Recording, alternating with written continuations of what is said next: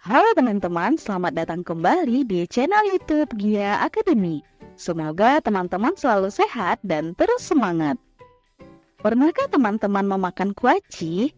Kuaci sering dijadikan cemilan ringan yang bikin ketagihan. Kuaci berasal dari bunga matahari atau Helianthus annus. Biji bunga matahari sendiri dipanen dari bagian kepala bunga matahari. Biasanya, satu kepala bunga matahari mengandung sekitar 2000 biji. Selain enak dikonsumsi, biji bunga matahari juga banyak mengandung minyak. Tahukah teman-teman, jika minyak biji bunga matahari dapat dimanfaatkan untuk bahan bakar alternatif pengganti minyak bumi? Nah, selain biji bunga matahari, kira-kira apa saja ya bahan-bahan lain yang terkandung di bumi ini yang bisa menjadi sumber energi? Kita akan mempelajarinya secara lengkap di video kali ini. Di video ini kita akan belajar tentang energi terbarukan dan energi tak terbarukan. Simak terus videonya ya. Nah, teman-teman, sumber energi di bumi ini dapat dikelompokkan menjadi dua, yaitu sumber energi terbarukan dan sumber energi tak terbarukan. Sumber energi terbarukan adalah sumber energi yang dapat diperoleh kembali atau segera tergantikan setelah dieksploitasi. Artinya, sumber daya alam yang digunakan berasal dari proses alam berkelanjutan. Sedangkan sumber energi tak terbarukan adalah sumber energi yang tidak mudah atau bahkan tidak dapat diperoleh kembali setelah dieksploitasi. Artinya, sumber daya alam yang digunakan membutuhkan waktu yang sangat lama hingga jutaan tahun dalam pembentukannya. Lalu, apa saja ya contoh dan pemanfaatan sumber energi terbarukan dan tak terbarukan ini? Yuk kita bahas satu persatu. Pertama, sumber energi terbarukan. Energi terbarukan dapat dihasilkan dari berbagai sumber, diantaranya matahari, angin, panas bumi, air, dan biomasa. Energi matahari dihasilkan melalui proses reaksi fusi nuklir yang terjadi di dalam inti matahari. Reaksi fusi nuklir ini terjadi melalui pengubahan hidrogen menjadi helium yang disebut rantai proton-proton. Proses pembentukan inti matahari melalui rantai proton-proton terjadi secara kontinu sehingga energi matahari tidak pernah habis. Besarnya energi matahari yang sampai ke bumi sekitar 1,74 dikali 10 pangkat 17 joule per detik. Sebanyak 31% dari energi sebesar itu dipantulkan kembali ke ruang angkasa, sedangkan sisanya diserap oleh atmosfer, lautan, dan daratan di bumi. Energi matahari yang sampai ke bumi dapat dikonversi dalam bentuk energi lain yang lebih bermanfaat. Proses konversi energi matahari terdiri atas 3 jenis. Heliochemical merupakan proses konversi energi matahari menjadi energi kimia. Misalnya reaksi fotosintesis. Helioelectrical, proses konversi energi matahari menjadi energi listrik. Contohnya sel surya. Heliothermal, proses penyerapan energi matahari untuk keperluan tertentu, seperti memanaskan air dengan alat kolektor cahaya matahari. Sumber energi terbarukan berikutnya, angin. Angin merupakan udara yang bergerak sebagai akibat adanya rotasi bumi dan perbedaan tekanan udara. Energi angin digunakan untuk menggerakkan turbin. Energi yang tersedia dari angin berupa fungsi kecepatan angin. Ketika kecepatan angin meningkat, maka energi keluarannya juga meningkat hingga ke batas maksimum energi yang mampu dihasilkan turbin tersebut. Jadi, turbin angin akan menghasilkan energi kinetik dan energi listrik. Wilayah dengan angin yang lebih kuat dan konstan seperti lepas pantai dan dataran tinggi biasanya diutamakan untuk dibangun ladang angin. Selanjutnya, air. Energi air merupakan salah satu energi paling banyak digunakan untuk keperluan pembangkit energi listrik khususnya di Indonesia. Air ada di mana-mana, jumlahnya tidak pernah habis dan tetap. Jumlah air diperkirakan mencapai 1,4 triliun kilometer kubik dan menutupi hampir 71% permukaan bumi. Prinsip kerja air sebagai sumber energi adalah Aliran air di permukaan bumi dibendung, kemudian dialirkan menuju ke tempat yang lebih rendah untuk memutar turbin, sehingga menghasilkan energi listrik. Berikutnya, panas bumi. Panas bumi disebabkan oleh efek gravitasi dan fenomena radioaktivitas alami di perut bumi. Makin jauh kedalaman bumi, makin bertambah suhu bumi. Panas dari inti bumi menyebabkan sebagian batuan di lapisan bumi meleleh dan membentuk magma, yang juga akan memanaskan batuan berpori di atasnya. Jika pori-pori dalam batuan terisi air, maka air akan menjadi panas sehingga menyebabkan terbentuknya uap panas bertekanan tinggi. Tekanan uap panas inilah yang kemudian muncul di permukaan bumi dalam bentuk semburan uap atau mata air panas yang dimanfaatkan sebagai sumber energi. Tahukah teman-teman, ternyata Indonesia merupakan negara dengan sumber geotermal terbesar di dunia dengan potensi lebih dari 17.000 megawatt yang dapat menghemat 40% sumber daya panas bumi dunia. Dan sumber energi terbarukan yang terakhir adalah biomasa. Biomasa merupakan bahan-bahan yang berasal dari makhluk hidup yang dapat digunakan sebagai bahan bakar. Energi yang dihasilkan oleh biomasa dapat berupa kalor, listrik, maupun bahan bakar. Energi yang dihasilkan dari biomasa ini sering disebut sebagai bioenergi. Berdasarkan jenis biomasa yang digunakannya, bioenergi dapat diklasifikasikan menjadi bioenergi generasi pertama dan bioenergi generasi kedua. Bioenergi generasi pertama adalah bioenergi yang dihasilkan dari biomasa berupa bahan makanan. Bioenergi berupa etanol dihasilkan dari proses fermentasi menggunakan bahan-bahan organik yang mengandung gula, seperti tebu, singkong, ubi, dan jagung. Bioenergi berupa biodiesel dihasilkan dari proses transesterifikasi menggunakan bahan-bahan yang mengandung minyak, seperti biji bunga matahari dan kelapa sawit. Bioenergi generasi kedua adalah bioenergi yang dihasilkan dari biomasa selain bahan makanan, seperti limbah pertanian, limbah industri, atau kotoran ternak. Contoh bioenergi yang dihasilkan dari biomasa generasi kedua adalah biogas. Kedua, sumber energi tak terbarukan. Energi tak terbarukan dapat dihasilkan dari bahan bakar fosil dan nuklir. Bahan bakar fosil dihasilkan melalui proses alamiah yang terjadi jutaan tahun lalu, terbentuk dari sisa-sisa tanaman dan hewan purba yang tertimbun di dalam tanah akibat pengaruh tekanan dan panas yang tinggi. Bahan bakar fosil tersusun atas senyawa-senyawa hidrokarbon. Contoh bahan bakar fosil antara lain batu bara, minyak bumi, dan gas alam. Penggunaan bahan bakar fosil sebagai sumber energi mempunyai kelebihan dan kekurangan. Kelebihan dari penggunaan bahan bakar fosil antara lain, produksi bahan bakar fosil dapat dilakukan dalam jumlah besar. Biaya relatif murah, terutama batu bara. Tidak terpengaruh lokasi, telah teruji dan dapat diandalkan. Sedangkan kelemahannya adalah menghasilkan emisi CO2 dalam jumlah besar sehingga menyebabkan pemanasan global, menyebabkan kerusakan lingkungan akibat dari proses tambang, dan dihasilkan dalam jumlah yang terbatas. Berikutnya, nuklir.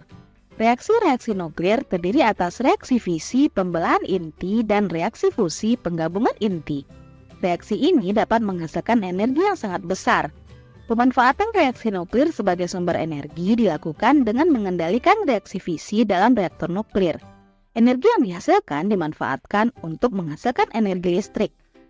Energi nuklir dikategorikan sebagai sumber energi tak terbarukan karena dalam prosesnya membutuhkan unsur radioaktif terutama uranium. Meskipun kelimpahan uranium cukup besar, keberadaannya di alam tersebar dalam bebatuan, bahkan di dalam air laut, dan jarang sekali terkonsentrasi di suatu tempat. Ketika dieksploitasi secara besar-besaran, cadangan uranium atau unsur-unsur radioaktif lainnya lama-kelamaan juga akan habis. Sama halnya dengan bahan bakar fosil, penggunaan energi nuklir juga memiliki kelebihan dan kekurangan. Kelebihan penggunaan energi nuklir sebagai sumber energi antara lain, tidak menghasilkan emisi gas CO2, dapat menghasilkan energi dan daya yang sangat besar, dan dapat digunakan sebagai sumber energi dalam waktu yang cukup lama. Sedangkan kelemahannya adalah terdapat risiko penyalahgunaan oleh orang-orang yang tidak bertanggung jawab. Adanya risiko atau bahaya dari limbah radioaktif, adanya potensi kebocoran dan kecelakaan dalam pengoperasian reaktor, dan biaya pembuatan reaktor nuklir sangat besar. Nah, teman-teman, untuk mengurangi ketergantungan kita terhadap bahan bakar fosil dalam bidang kelistrikan, para ahli telah banyak mengembangkan teknologi pembangkit listrik yang memanfaatkan sumber-sumber energi terbarukan. Tahukah teman-teman bagaimana proses pembangkitan listrik menggunakan sumber-sumber energi terbarukan tersebut? Yuk kita bahas satu persatu. Pertama, pembangkit listrik tenaga surya. Teknologi yang dapat mengubah energi matahari menjadi energi listrik adalah panel surya dan solar kolektor. Panel surya merupakan alat yang dapat mengubah energi matahari menjadi energi listrik secara langsung. Untuk menghasilkan listrik dari cahaya diperlukan proses fotoelektrik yang dibedakan menjadi 3 jenis, yaitu pertama, fotoemisivitas. Merupakan proses pemancaran elektron dari suatu bahan ketika bahan tersebut berinteraksi dengan cahaya. Kedua, fotokonduktivitas adalah peristiwa peningkatan arus listrik yang mengalir melalui suatu bahan konduktor ketika bahan tersebut dikenai cahaya. Ketiga, efek fotovoltaik. Terjadi ketika cahaya jatuh ke bidang batas dua buah bahan yang menyebabkan elektron-elektron dipindahkan dari satu bahan ke bahan lainnya. Akibat dari perpindahan elektron-elektron ini, satu bahan menjadi kekurangan elektron bermuatan positif, sedangkan bahan lain kelebihan elektron bermuatan negatif, sehingga terbentuk sambungan positif-negatif. Ketidakseimbangan jumlah elektron inilah yang akan menghasilkan gaya gerak listrik atau GGL, dan ketika dihubungkan ke suatu rangkaian maka akan mengalir arus listrik. Solar kolektor merupakan alat yang mengubah energi matahari menjadi energi kalor kemudian menjadi energi listrik. Prinsip kerja solar kolektor adalah mengumpulkan cahaya matahari menggunakan bidang pemantul atau reflektor. Cahaya dari bidang pemantul tersebut difokuskan sehingga diperoleh cahaya terfokus atau CSP, Concentrated Solar Power. Selanjutnya, CSP diarahkan pada mesin penerima atau receiver yang dialiri air dingin hingga air menjadi panas dan menghasilkan uap air yang kemudian disalurkan untuk menggerakkan turbin pada generator. Setelah melalui turbin, uap air kemudian dialirkan melalui kondensor sehingga terbentuk air yang kemudian dipompa kembali menuju receiver. Kedua, pembangkit listrik tenaga angin. Pembangkit listrik tenaga angin atau turbin angin merupakan turbin yang digerakkan oleh energi kinetik angin untuk menghasilkan listrik. Prinsip kerjanya adalah pertama, angin digunakan untuk menggerakkan bilah turbin kemudian memutar turbin. Selanjutnya, pergerakan turbin dapat memutar generator sehingga menghasilkan energi listrik. Kemudian, transformator yang ada pada turbin angin akan menyesuaikan besarnya tegangan listrik yang dihasilkan. Berikutnya, pembangkit listrik tenaga panas bumi. Pembangkit listrik tenaga panas bumi dikenal juga dengan pembangkit listrik geotermal. Prinsip kerjanya adalah dengan mengalirkan uap air panas alami dari sumur produksi menuju tangki flash. Di dalam tangki tersebut, uap akan terkumpul dan dialirkan untuk menggerakkan turbin. Turbin kemudian menggerakkan generator sehingga dihasilkan listrik. Uap air yang telah digunakan untuk menggerakkan turbin akan diembunkan menggunakan kondensor dan air yang terbentuk akan diinjeksikan kembali ke dalam perut bumi melalui sumur injeksi. Akibatnya, air tersebut akan mengalami pemanasan kembali dan uap yang dihasilkan akan diperoleh kembali melalui sumber produksi. Keempat, pembangkit listrik tenaga air. Pembangkit listrik tenaga air adalah salah satu sumber energi listrik yang memanfaatkan air sebagai sumber listrik. Pembangkit listrik tenaga air bekerja dengan cara merubah energi potensial dari dam atau air terjun menjadi energi mekanik dengan bantuan turbin air, dan dari energi mekanik menjadi energi listrik dengan bantuan generator. Cara kerja pembangkit listrik tenaga air adalah air dari tandan atau sungai masuk pada turbin melalui penstock, untuk memperbesar tekanan hidrostatis. Energi potensial air menggerakkan turbin sehingga menghasilkan energi gerak yang dikonversi menjadi energi listrik oleh generator. Energi listrik dari generator ini diatur dan ditransfer oleh main transformer agar sesuai dengan kapasitas transmission line berupa tegangan, daya, dan lainnya untuk dibagikan ke rumah-rumah.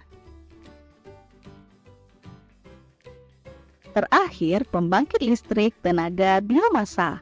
Pembangkit listrik tenaga biomasa merupakan pembangkit listrik yang memanfaatkan sumber energi biomasa berupa bahan-bahan organik. Ada dua cara untuk menghasilkan listrik dari biomasa, yaitu pertama, menjadikan biomasa sebagai bahan bakar langsung untuk mendidihkan air di dalam boiler. Kemudian, uap yang dihasilkan digunakan untuk menggerakkan turbin yang dihubungkan dengan generator listrik. Kedua, mengubah biomasa menjadi biogas, gas metana, melalui proses anaerobik dengan menggunakan alat yang disebut digester. Biogas yang dihasilkan digunakan sebagai bahan bakar untuk mendidihkan air di dalam boiler. Uap air yang dihasilkan dari boiler ini juga digunakan untuk menggerakkan turbin yang dihubungkan dengan generator listrik. Nah, teman-teman, berarti di video ini kita sudah membahas tentang sumber-sumber energi terbarukan dan energi tak terbarukan. Sumber energi terbarukan berupa sinar matahari, angin, air, panas bumi, dan biomasa. Sedangkan sumber energi tak terbarukan adalah bahan bakar fosil dan nuklir. Kita juga telah membahas rangkaian proses sumber energi tersebut diaplikasikan hingga menjadi energi listrik yang dapat kita manfaatkan sekarang melalui pembangkit listrik tenaga surya, pembangkit listrik tenaga angin, panas bumi, air, dan pembangkit listrik tenaga biomasa. Semoga teman-teman bisa memahaminya ya. Oke teman-teman, demikianlah pembahasan kita tentang energi terbarukan dan energi tak terbarukan. Jangan lupa tonton terus video-video terbaru di channel kita ya. Sampai jumpa!